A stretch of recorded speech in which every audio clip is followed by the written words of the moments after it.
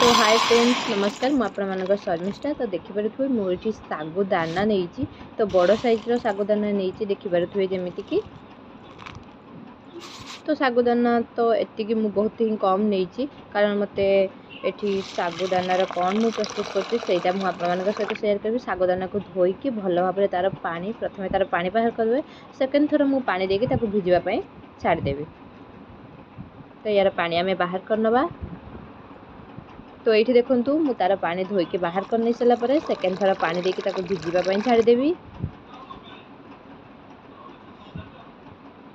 तो ये आम आपको साइड करदे। तो भिजी सारापर साग देखुए फुलिकी सागुदाना गुड़िक केते बड़ बड़ साइज्र हो देखो केते बढ़िया सुंदर ही देखा छोट दाना थिला फुलिकी बहुत ही बड़ बड़ दाना हो जापर मुझे नहीं जाइए गोटे प्लेट्रे डालिंब अंगूर कदली फल कमला नहीं जाइए सहित आंब भी नहीं आपण मैंने भावुवे ये सब फल सहित यू फल सहित ये सागुदाना को लेकिन मुझे कौन करी आपण मैंने भिडियो कंटिन्यू रुहतु जानीपर।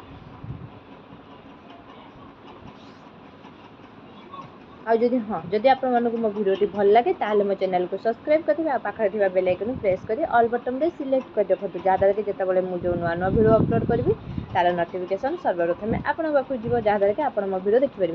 तो ये मुझे तक फल रखी सब तक फल को काटी नहीं जाइए ये देखिपे जमीक अंगूर अच्छी आंब अच्छी फल अच्छी कमला कदली सहित डालिंब अच्छी। तो मुझे गोटे पात्र नहीं जाइए गोटे बेला नहीं जाइए से कमला छड़ी रखी प्रथम कमला तापर किसी फल आड कली।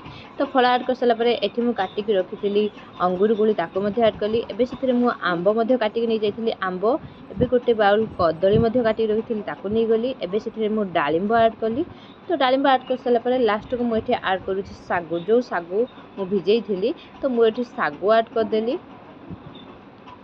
तो सागु आड कर सारापर लास्ट मुझे चीनी आड करदेली 200 ग्राम पाखापाखि मुझे चीनी नहीं आपड़ चाहिए मुझे पानी आड कर चाहिए क्षीर कि दही आड करेंगे मुझे पानी आड कर कारण जेहेतु मत दही भल लगे तो मुझे क्षीर भी मो पाखे आवेलेबल नाला मुझे दही आड कर हाथ में भल भाव आप गोल ने चामच साहाଯ୍य भल भाव गोल ने गोल नहीं सारापर बेटर किसी एमती हम। तो ये देखिपे ये आमर प्रस्तुत हो जाए सागु फ्रुट्सर पणा। आदि आपण मानू रेसिपीटी भल लगे आपण मैंने भी थे घरे ट्राए करूँ आपण मानू केमी लगे कमेंट मध्यम जनातु। और यहाँ खाई बहुत ही टेस्ट लगुला। आदि आपण मानू मो भिडियोटी भल लगे ताले मो चैनल को सब्सक्राइब करदे।